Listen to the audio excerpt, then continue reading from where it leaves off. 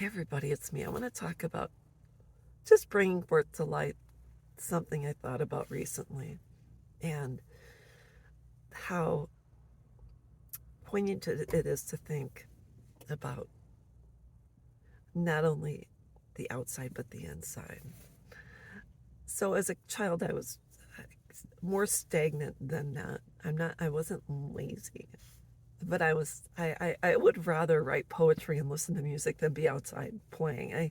And I did hang out with my friends and I rode my bike and this and that and I did go to the field house, but my greatest creativity came from listening to music, writing poetry, etc. So, anyways, am moving forward into throughout my life. I joined the military and I did run in the military and do PT, but I rather still would rather read a book than do PT. And so I wasn't really fit per se in the military because I didn't eat healthy. I didn't eat clean. So for breakfast every day, I'd had hash browns and toast and eggs and whatever.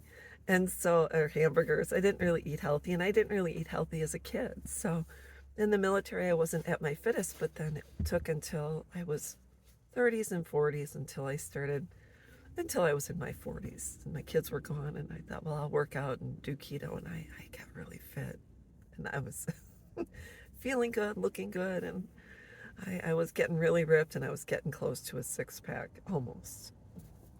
And then one day I said, oh gosh, to heck with this. And I just kind of said, oh, I'm tired, I'm exhausted. And I let it go. And within a couple of months, my weight was back up. So after all that hard work, it doesn't take that long for your body to lose muscle mass and for you to get fluffy again.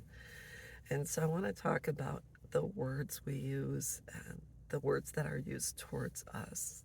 When I was a little girl, I was told I was very smart and I was told I was the cutest baby in the world.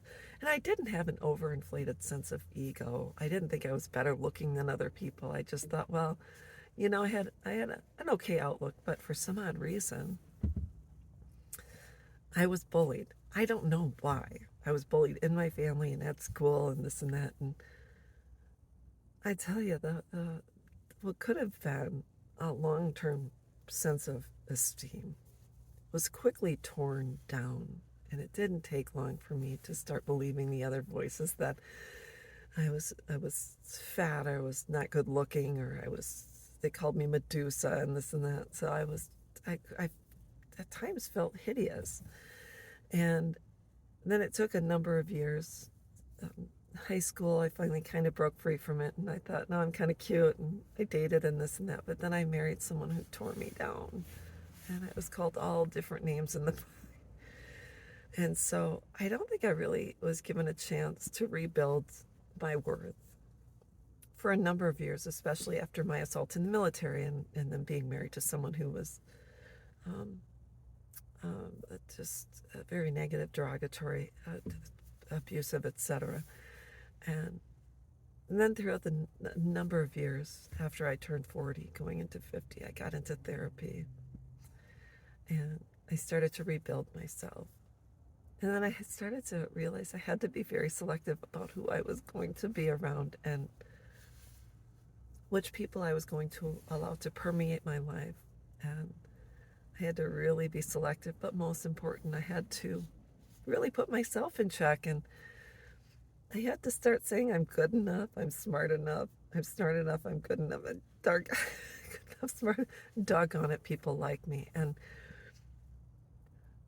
I really have to keep myself in check, and I really have to be very aware of the words that I allow to maintain my existence in this world.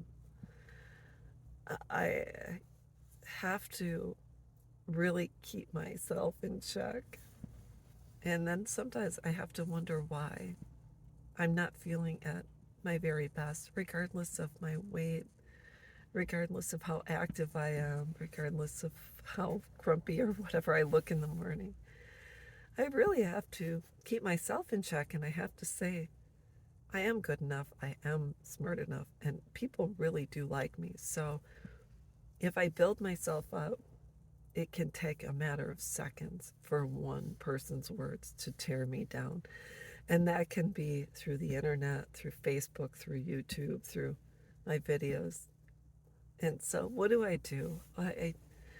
On YouTube, a lot of people can comment, and you can take the haters and respond to them, or you can, fortunately for me, I don't have as many followers as someone who's famous, so it's not millions of people watching my channel. But if I see a comment come through that is not positive, not uplifting, and doesn't benefit me inside and out, I basically block, remove. And on YouTube you can report as well. So just remember, your biggest critic, number one, is you. And then you have to work from the inside out to rebuild all of that, to find your worth again and go in a positive direction. So that's all I wanted to say about it. And I'll be back.